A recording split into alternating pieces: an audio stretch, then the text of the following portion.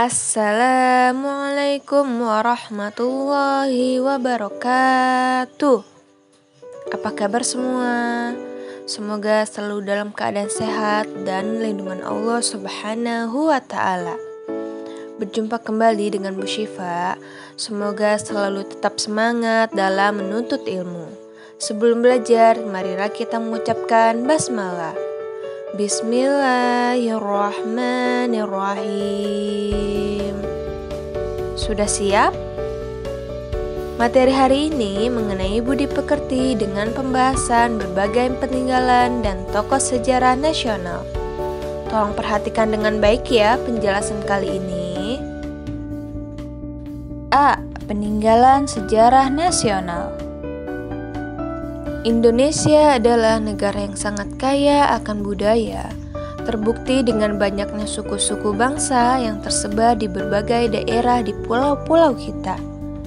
Peninggalan sejarah merupakan segala bentuk bukti dari masa lalu yang bisa kita gunakan untuk mengetahui atau mendapatkan gambaran mengenai peristiwa yang terjadi pada masa lalu.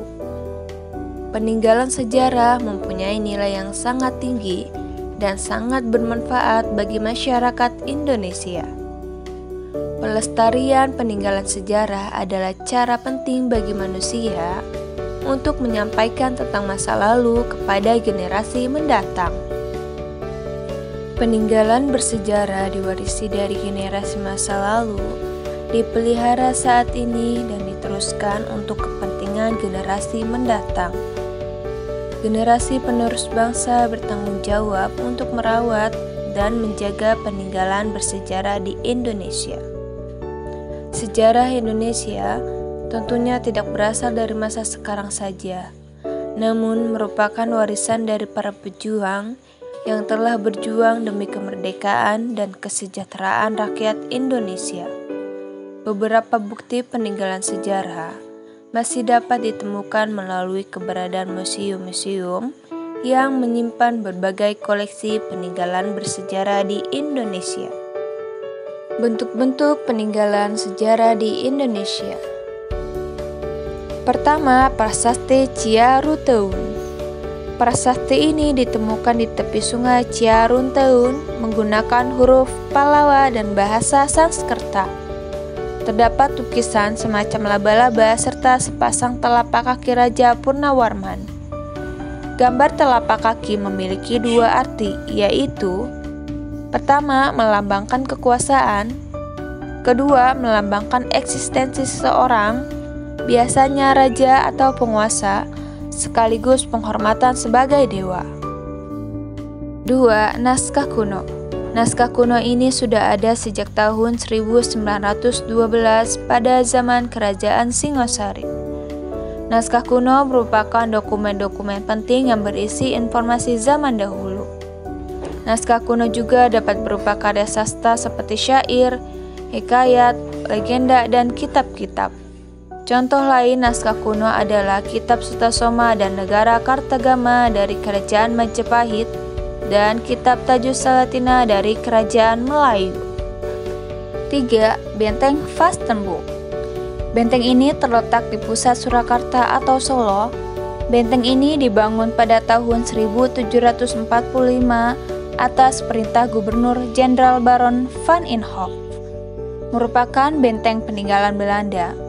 Pada zaman dahulu, benteng ini digunakan sebagai markas TNI.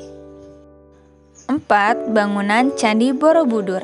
Candi merupakan bangunan yang terbuat dari batu yang digunakan untuk beribadah bagi pemeluk agama Hindu-Buddha. Kata candi berasal dari nama salah satu dewa Durga atau dewa maut, yaitu Candika. Contoh lain adalah Candi Prambanan, Candi Kalasan, Candi Portibi, dan sebagainya. Candi merupakan peninggalan kerajaan Hindu-Buddha. Pada dinding candi terdapat ukiran yang disebut relief dan terdapat arca, yaitu patung. Candi Borobudur adalah candi terbesar di dunia yang merupakan salah satu keajaiban dunia. 5. Masjid Agung Banten. Masjid sekaligus bangunan yang ikonik di Banten ini dibangun oleh Sultan Maulana Hasanuddin yang merupakan sultan pertama Kesultanan Banten. Masjid yang dibangun pada tahun 1556 ini memiliki kompleks pemakaman Sultan-Sultan Banten. Menariknya, menara di masjid ini berbentuk seperti mercusuar. 6. Keraton Surosoan atau Keraton Banten. Keraton Surosoan adalah sebuah keraton yang berlokasi di wilayah Banten. Keraton ini didirikan sekitar tahun 1522 sampai tahun 1526, yaitu pada masa pemerintahan Maulana Hasanuddin yang kemudian dikenal sebagai pendiri dari Kesultanan Banten. Kawasan ini terkenal dengan sebutan Banten Lama. Sayangnya, yang tertinggal hanya puing-puing batu. Hal ini disebabkan oleh Belanda yang telah menghancurkannya. Itulah penjelasan mengenai bentuk-bentuk peninggalan sejarah nasional Indonesia yang harus kita ketahui dan harus kita pelajari. B. Tokoh-tokoh sejarah nasional. Ini adalah gambar pahlawan Insinyur Soekarno atau Ir Soekarno yang lahir di Surabaya pada tanggal 6 Juni tahun 1901. Insinyur Soekarno, tokoh penting menginspirasi masyarakat dalam perjuangan kemerdekaan dan merupakan pencetus dasar negara Pancasila.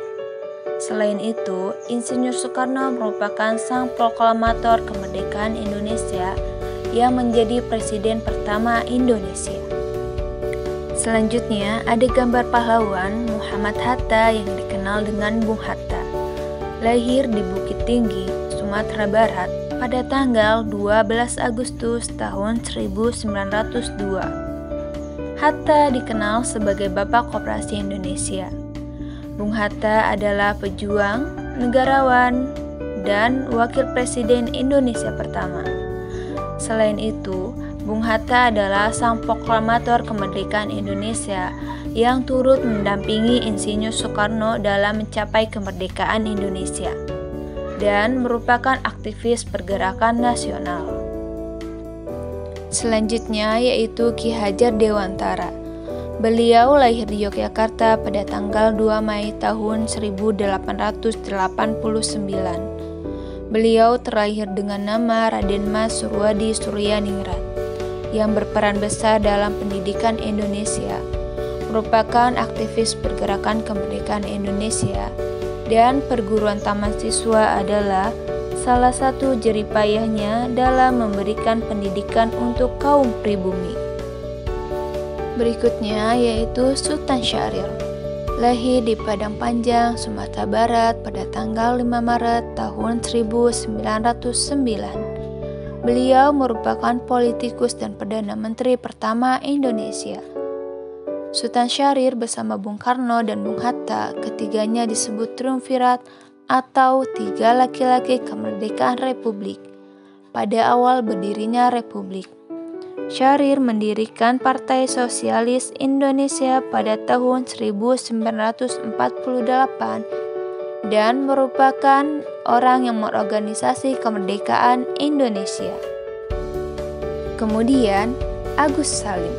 Lahir di Bukit Tinggi, Sumatera Barat, tanggal 8 Oktober tahun 1884. Beliau merupakan pemimpin organisasi Islam terbesar, yakni Serikat Islam. Beliau mengetuai delegasi Indonesia dalam Inter-Asia Relation Conference di Indonesia. Delegasi yaitu perwakilan atau utusan yang ditunjuk secara langsung maupun musyawarah. Beliau adalah seorang diplomat yang ulung.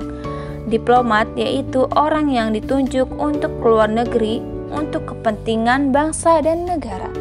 Beliau dijuluki sebagai multi-language karena mampu menguasai 7 bahasa asing, yaitu bahasa Inggris, bahasa Jerman, bahasa Perancis, bahasa Belanda, bahasa Turki, bahasa Jepang, dan bahasa Arab.